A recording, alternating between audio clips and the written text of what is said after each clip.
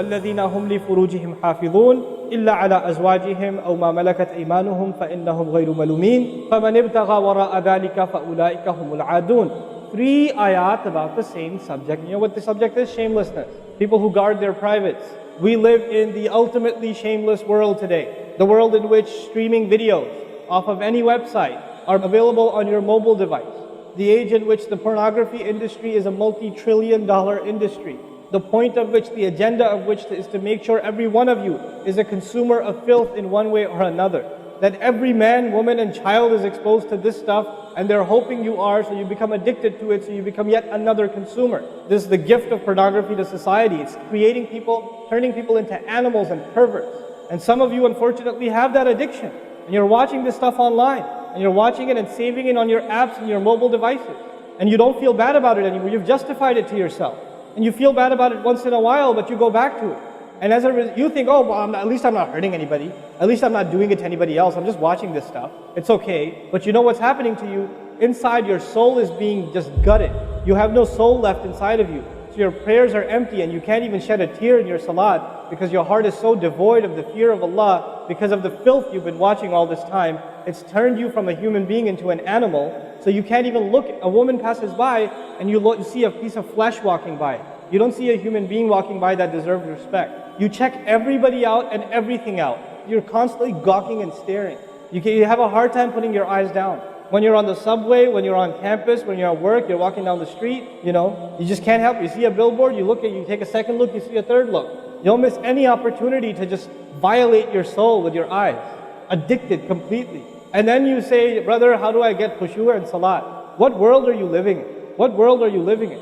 Ayyuhal ikhwa, my brothers, specifically my brothers, and I know some sisters have this issue too. It's not a sad reality. This is a war. This is a war. This is more dangerous than any military war. This is the war that's destroying our souls. It's making its way into our home.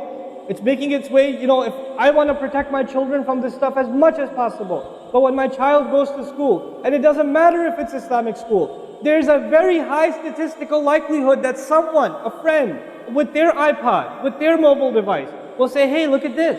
It's a very realistic, thing nowadays. It's not far-fetched. And so I have to prepare my children for the filthy world that they're going to be brought up in. And there's no escape from this stuff anymore. There isn't.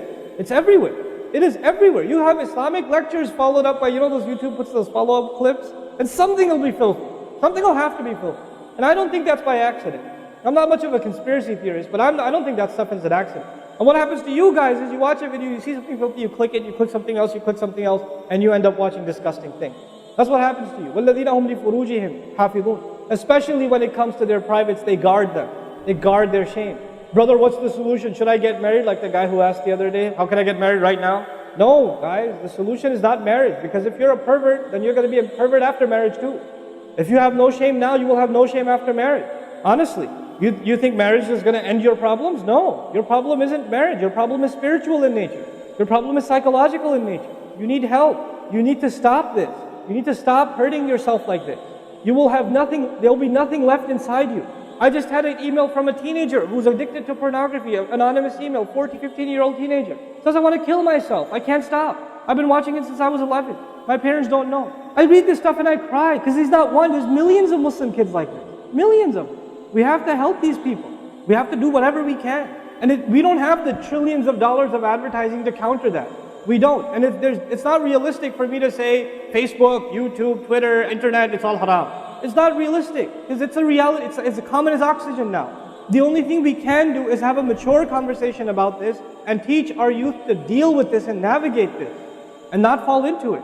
The elders that are here, stop watching Indian movies, man.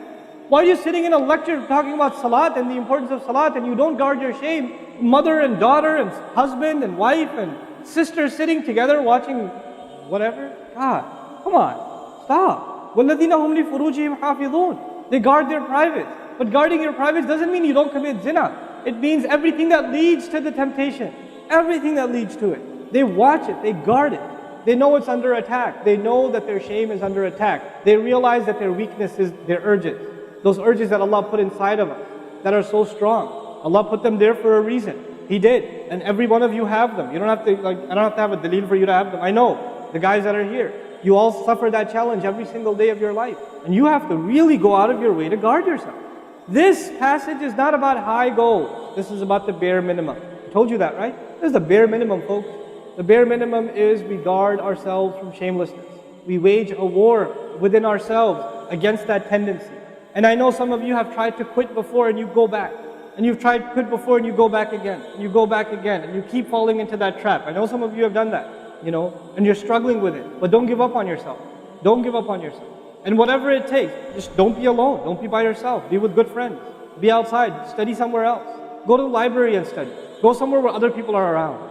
Because when you're by yourself, shaitan gets you. And if the fear of Allah isn't enough for you, at least the fear of other people will work for you. At least something's better than nothing. For those, I've said this in other talks before, for the parents here, if you have a computer in the house, please don't make it a laptop. Have a desktop in the house with a really big monitor. Get the biggest monitor you can find. Honest to God. And make sure your computer is in the kitchen or in the dining room. Don't put it in the living room. Don't put it in the kids' room. Don't put it in your bedroom. Put it in the dining room, facing the public. You want to do homework, do it over there. Though you can't move the monitor this way or that way. It's facing everybody. That's how you should have it. We have to take these precautions. Don't give your 11-year-old a smartphone.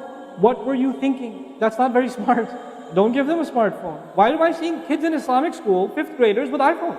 With 4G, you know how dangerous that stuff is? وَالَّذِينَ هُمْ لِفُرُوجِهِمْ حَافِظُونَ إِلَّا عَلَىٰ أَزْوَاجِهِمْ, except upon their spouses, أَوْ مَا مَلَكَتْ أَيْمَانُهُمْ فَإِنَّهُمْ غَيْرُ مَلُومِينَ, or what their right hands possess, then they're not to be blamed. Allah says we have these urges and we can execute those urges, we can release those urges, but to the halal spouse, to the spouse, our spouses. But outside of that, we can't. And by the way, when people get addicted to this sort of thing, and they get accustomed to it, or they get over and overly exposed to it, they have miserable marriages. And marriages start falling apart. They have this virtual idea of what pleasure means, and they don't find pleasure in their spouse anymore. And there's great fitna that comes into the family. It destroys homes, Muslim homes. That's what's happening in our world today. فَمَنِ ابْتَغَى وَرَاءَ ذَلِكَ فَأُولَٰئِكَ هُمُ الْعَادُونَ. The people who pursue anything beyond that, then they are the ones engaged in aggression. This is an act of aggression. Al-adawa in Arabic means animosity. Allah says whoever pursues their urges to be fulfilled outside of the halal, outside of the marriage, whoever pursues that, then they are engaged in an act of aggression. The question is, aggression against who? Because when you say enemy, then you have to say enemy of who? If they've become an enemy, who have you become an enemy to? Allah didn't mention a maf'ul bihi, no jar majroor, nothing related to it. You know what that means? They are an enemy to themselves, their family. They become an enemy even to Allah's teaching. These are the kinds of people. The most important asset you and I have is our hearts. And this shamelessness destroys the heart. It destroys it. The most precious thing you and I have to preserve is our iman. And these filthy images are destroying your iman. They're tearing your iman apart. Don't let it happen to you.